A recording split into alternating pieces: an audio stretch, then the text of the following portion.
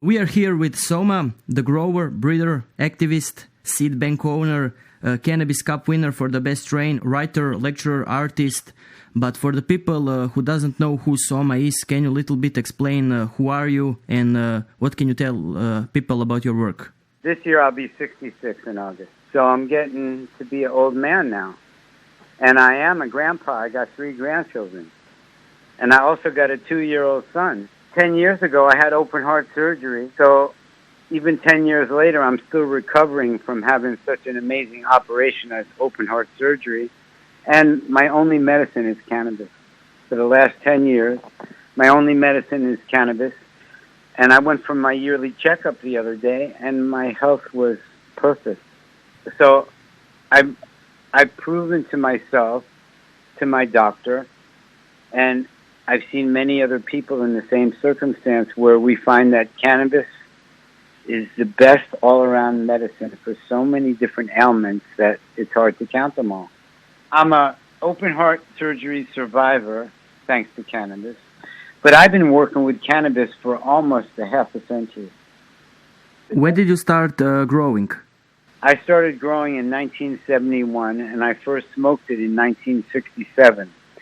So in 2017, I'll have 50 years of experience with the cannabis plant, this sacred, holy plant that 50,000 different products can be made from, and it can be used medically to treat everything from epilepsy to tinnitus. I mean, the list is very long of all the different things cannabis could help you with. Industrially, it makes the best paper. It can be recycled 7 times, where paper from trees can only be recycled 3 times. It makes the best cloth. I have many pairs of hemp pants that I've had for 20 years, and they're still intact, and I wash them all the time. So cannabis is amazing. The hemp seeds, I eat them all the time because they have such good amino acids in them that they're almost a complete food for a human being.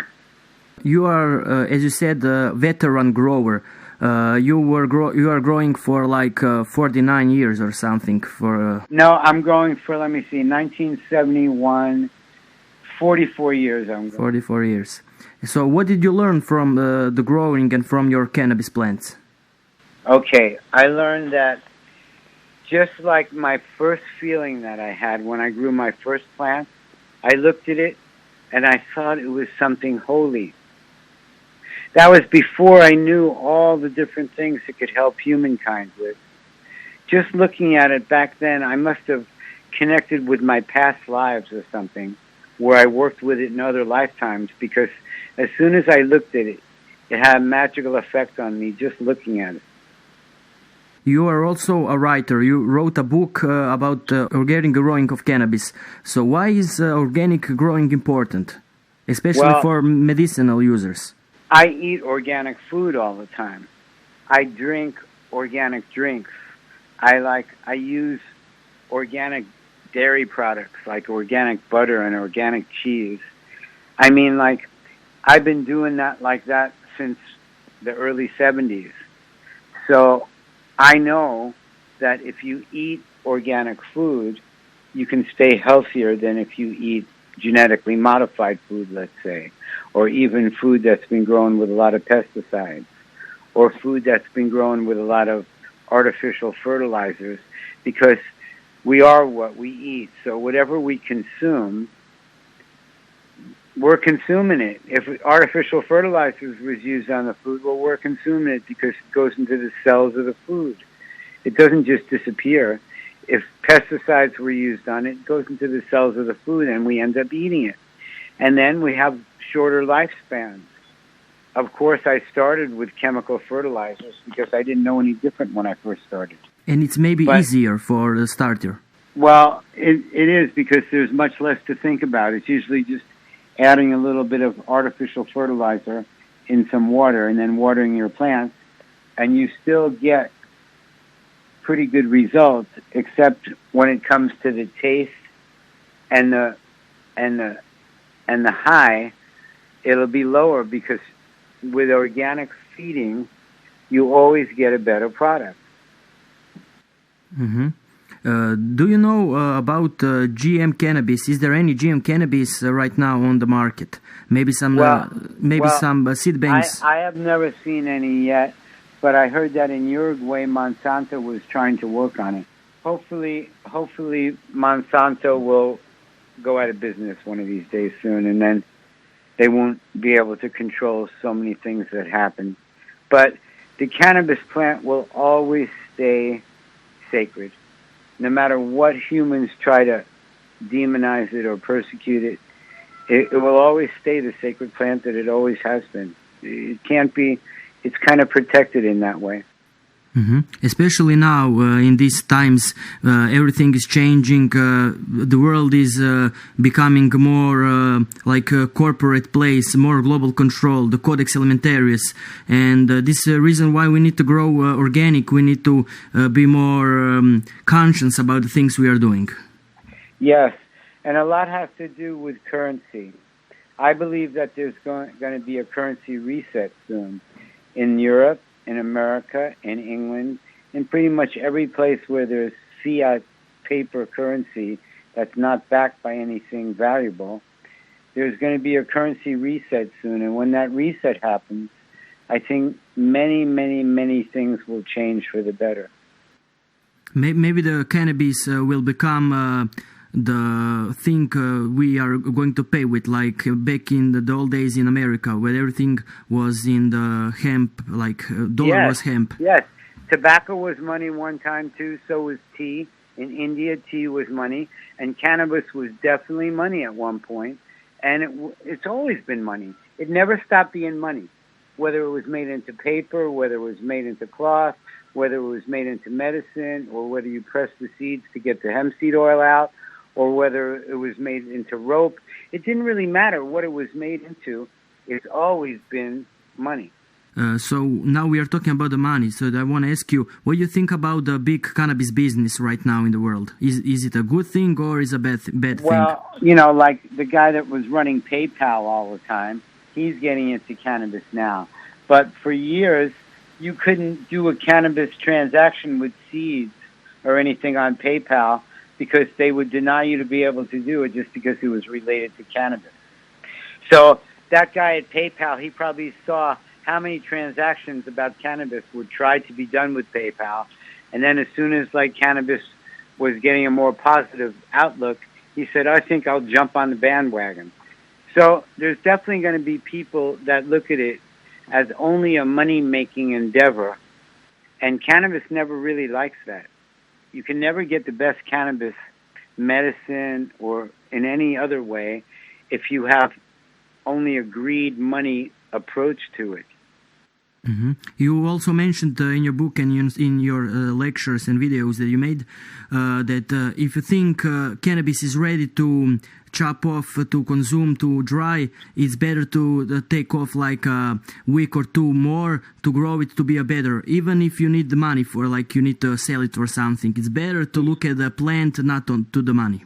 Yes, and let's say you do need the money, like most people do in this day and age because the economy is so bad.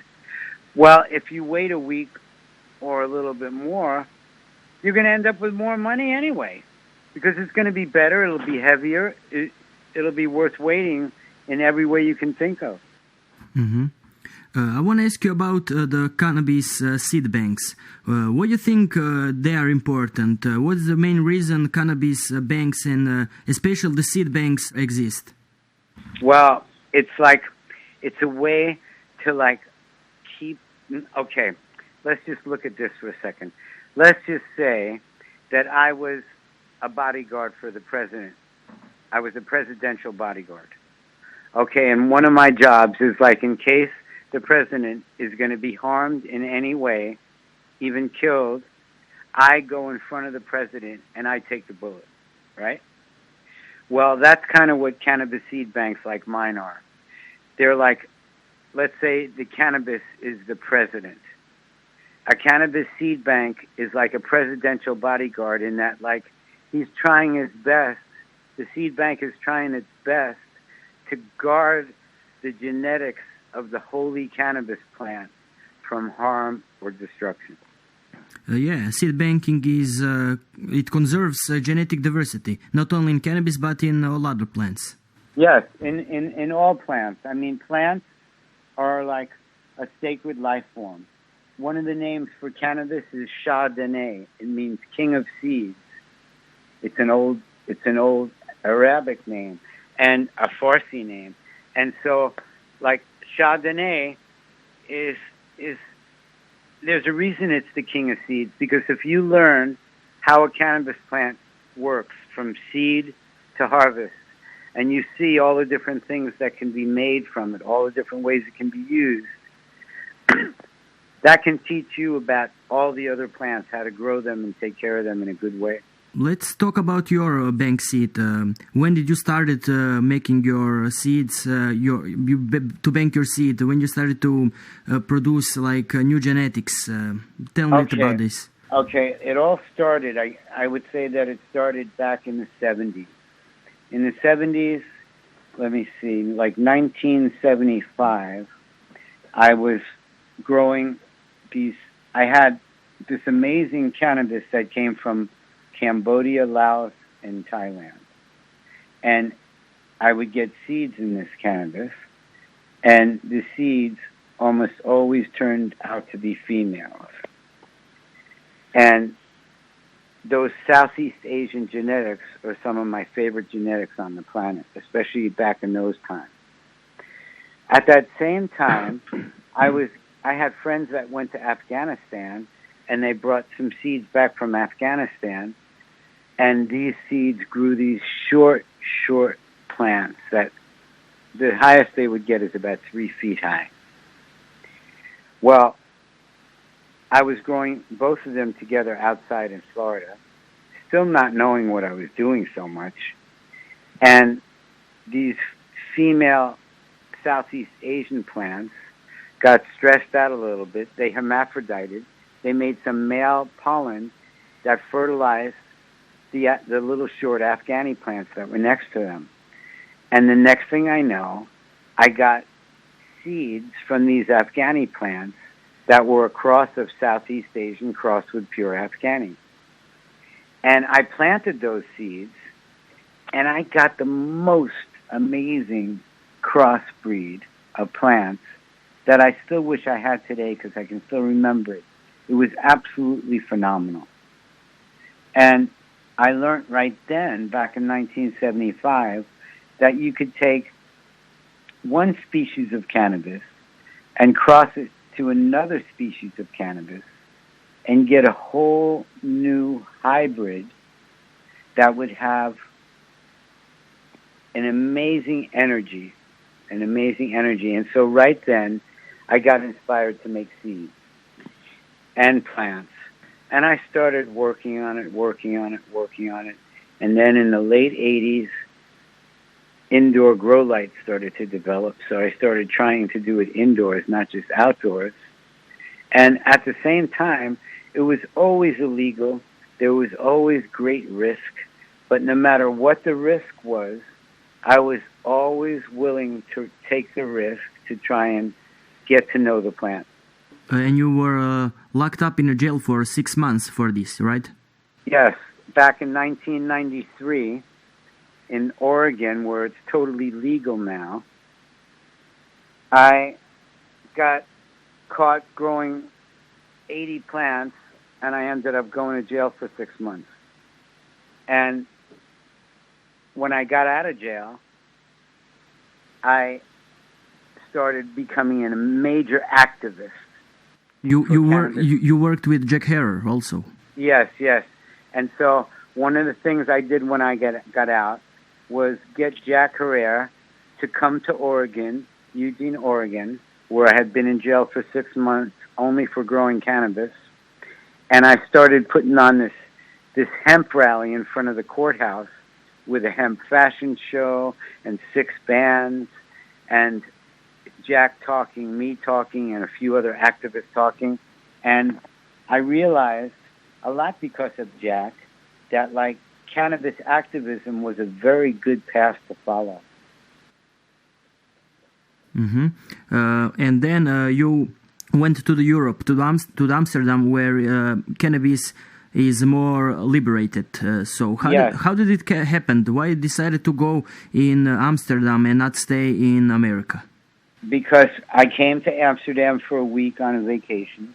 I saw how beautiful it was, cannabis-wise, and I thought, wow, of all the places in the world I know of right now, I think medically and recreationally and spiritually, I can get the most freedom I can find in Amsterdam.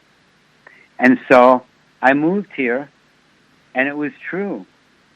But every year, the freedom here, cannabis freedom, has been getting whittled down, and it's been less and less and less because much right-wing politicians that know nothing about the preciousness, the beneficial side of cannabis, they're in control of making the laws, and they're not very scrupulous people.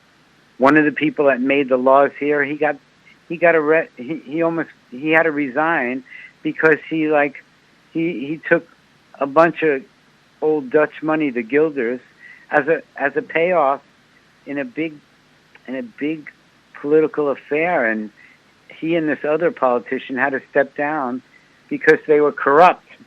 But yet the laws that he made happen, like with all the grow shops here and everything, are still in place. Is cannabis legal for tourists right now in Amsterdam in coffee shops? Yes, it is. It is. Because like in last 2 years, the right-wing party did some changes. You mentioned it a few seconds ago, but it also changed the Cannabis Cup. In last 2 years, there were some problems with. They basically stopped it. They basically stopped the cup last year. It didn't really happen, and like in some places in the Netherlands that are close to Germany or close to France. Or close to Belgium, they made it illegal for foreign people to go in those coffee shops. So what about the Cannabis Cup? Is it going to be in this year, or is it going to be cancelled, or is going to be? I doubt that it's going to happen here this year. They're doing it in America right now. They're even thinking of doing one in Spain at some point. But I don't see them doing one here this year. Even though I've been to 20 of them, I don't think they're going to do one this year. That's very sad. Well, let's get back to some more good topics. You were winner of Cannabis Cup for the best strain. Tell me a little bit about this. Well, I won 3 different times in the Cannabis Cup. I won in 2005 I also won second and third prizes, but I won 3 first prizes in the Cannabis Cup. And they were in 2005, 2012, and 2013. And they were all for different strains. In 2005, it was for Indica Lavender. In 2012, it was for Sativa Amnesia Haze. And in 2013, it was for a hybrid cup. It was the Somari, which is one of my new ones. And then I also won in hash contests and in high life contests. In Cannabis, I won first prize in 2007. And yes, I've had many wins in many different contests. It's true. So what is the best method to do a good strain that's going to win? Not only to win, but to be good for health of people. You have to grow with your heart. You have to grow with your heart. I mean, if you're looking at your pocketbook when you're growing this weed, or you were thinking about like saving electricity, or like or like in a rush, you're not going to get the best cannabis. You have to use your heart. You have to grow it with your heart. And instead of like looking at the calendar and going, the 10 weeks is up, I better harvest. You have to go look at your plants and make sure that your plants are good. So what is the meaning of good plant for you? Well, as far as good, I mean, you want your plants to look healthy. You don't want to over-fertilize them. You don't want to over-water them. You don't want to dry them out. You don't want to have spider mites all over them. you don't want to spray them with pesticides all over it. So at the end, when you consume them, you consume the pesticides too. So you have to do it with a thoughtfulness, kind of like a chess game, and you got to think step by step. This is the first week, the second week, different steps, and then finally the harvest. You have to harvest it when it's ripe, like a ripe tomato or a ripe banana. You don't want a green banana. You don't want a green tomato. You want them ripe. Same way with cannabis. If you harvest it before it's ripe, you're not going to get the best thing. And when you do harvest it, you can't dry it too fast. You have to dry it slowly with care. And when you manicure it, I never use those machines to manicure it. I always do it by hand because it's like anything handmade compared to machine-made. It's always nicer. I want to ask you about some other things some other usage of cannabis. It's not only for smoking. You can eat it raw. What are the things that patients need to know about consuming cannabis? Well, if you juice it raw, it has so many vitamins and minerals. I mean, like, I have 13 cats. When I have my plants outside in the summer, all my cats, all 13 of them, they all eat leaves off the bottoms of the plants, and it's like a delicacy. They'll, like, stretch. They'll, like, try and reach it to the last leaf. They don't like it when it's out of their reach anymore, where they can't find any more leaves, because you can see, just in my cats, you can see how they're feeling the nutrients in these plants. So it's a very high nutrient plant. It has amazing antioxidants. And if you were to just juice fresh plants, if you had enough freedom, so you could have enough fresh plants growing around you so that you could just take them and juice them, you could probably fight off every disease you could think of doing that. Yesterday I read an article. Well, it's not new article, but it was new for me because I read that not only Rick Simpson oil is good, but the better thing for the patients, it's cannabis paste. Did you hear something about that? Cannabis paste. I'm not sure exactly what that is. Probably whole plant therapy. Probably not just CBD, but THC, CBD, CBG, like all the different elements that are healing in the cannabis plant. And also terpenes. The terpenes of cannabis, the different terpenes that you find in the different strains of cannabis are very important because right now research is getting done where they're isolating which terpene is good for which disease, which ailment. Yeah, but the paste is like, I don't know, maybe there are like other names for it, but it's like not boiling with alcohol and benzene or something like that. It's mixing with coconut oil and just like cook it, boil it in hot water. I know this paste then. Yeah, I do it all the time. It's really nice. Coconut oil itself is amazingly healing. And when you take coconut oil and you mix it with whole plant cannabis, you can make amazing things with it, amazing medical things with it. Just want to ask you, what are the new strains that are coming up in your seed bank, and how can people order the seeds if the seeds are illegal in their country? Well, if the seeds are illegal in your country, it's impossible because, like, there's no legal way to do it, Like, if seeds are illegal in a country, there's no way I can send the seeds to that country. And there are other seed banks that I sell wholesale to, and some of those seed banks do it, but I don't do it. Mm-hmm. And new strains I'm working on, one of the new strains I'm working on is my Soguda strain crossed with a pure OG Kush, because I have this amazing OG Kush strain that I find superior to all the other ones people show me. And I'm also growing seeds of that one now, too. What is the website of Soma Seed? Somaseeds.eu. For the last question, what can you say to the people, to the patients who are recently find the benefits of cannabis? Why is cannabis good for them? It's only, of all the years that cannabis has been growing on this planet, it's only been against the law for not even 100 years. So, I mean, think of how long humans have been on this planet, and it's only for less than 100 years cannabis has been illegal. Up until then, it's always been divine medicine for everything that ails you. And we should always have that freedom, just like freedom to grow strawberries or tomatoes.